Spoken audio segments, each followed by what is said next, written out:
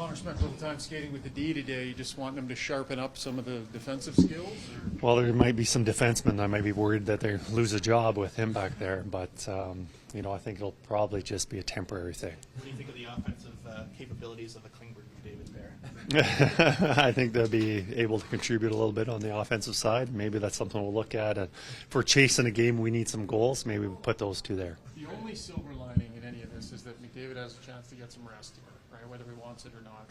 And he's an hour and 20 minutes out there grinding. But I imagine there's no way to tell him, to take the time. Well, there's, he never wants a rest. He never wants a break. He's always wanting to play hockey. He enjoys it so much.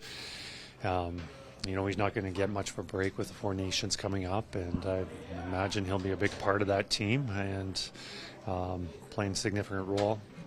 But a little bit break. I'm not sure he wants it right now. We'd like him in the lineup. He'd like to be with us, but I guess this is an opportunity for other guys to step up and play well. So there are some positives from it, but obviously the positives from it don't outweigh what we're missing. Kris, what's your plan for Derek Ryan? Did you talk to him and said, okay, you can take a few days here? It's an upheaval for you, a veteran player having to go to the minors. You got kids. Take your time.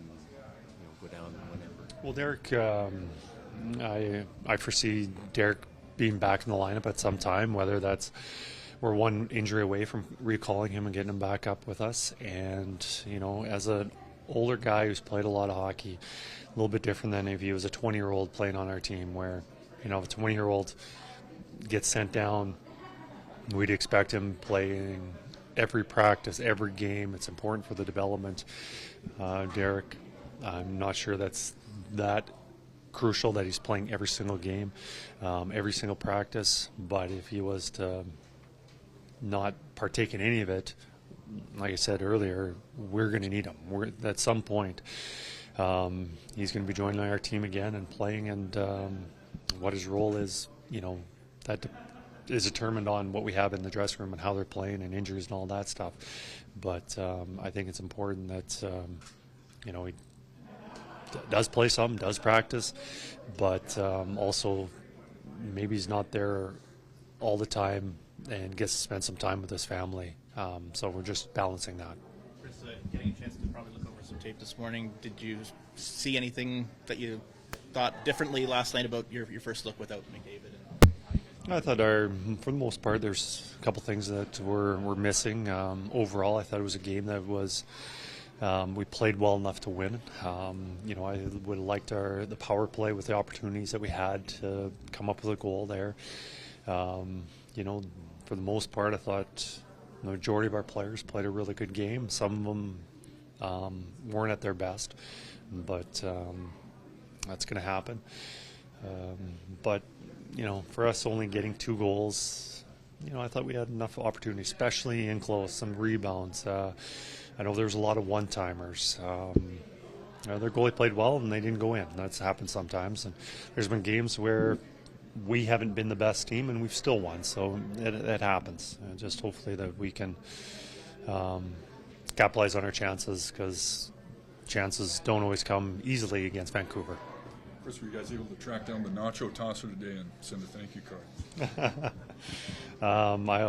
Hopefully it doesn't start something, and we can keep the ice clean. And we did see that, and I had no idea what was going on until after the cleanup crew came and skated by our bench. But I heard the guys talking on the bench, and I had no idea what they were talking about. And when the ice crew skated by, and then I understood, and it all figured that out. Sort of, after a few days of seeing Klingberg out there, seems to be partaking in everything, moving pretty well. Is there any change in your projected timeline for him? I think it'll be sometime next week. We've got 3 games next week. We'll determine which one of those he gets into. But right now, unless there's a setback, that's kind of what we're looking at. And is that you working with him? How do you feel? When do you think you're ready? Or do you guys make that call yourselves? It's on all of us. Ultimately, I make the last decision on if he's going to play or not, but I get feedback from the coaches on what they see and what we need for the upcoming game or week. Obviously, the medical staff, I check in with them, and then obviously with John, knowing, is he comfortable? How do you feel? Is it bothering you? Do you feel 100%? Do you feel like it's still fast for you? Those are things. So I think between those three groups, we make that decision. Kris, the intensity of Saturday's game and the way it finished, I know it's a divisional rival already, but do you expect any extra jam out of this game with Vancouver? I don't know. I don't feel that there was any extra energy or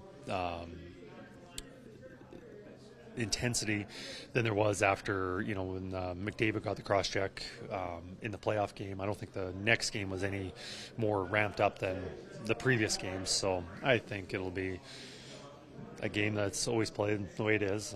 Two rivals playing two good teams. I think that'll be about it.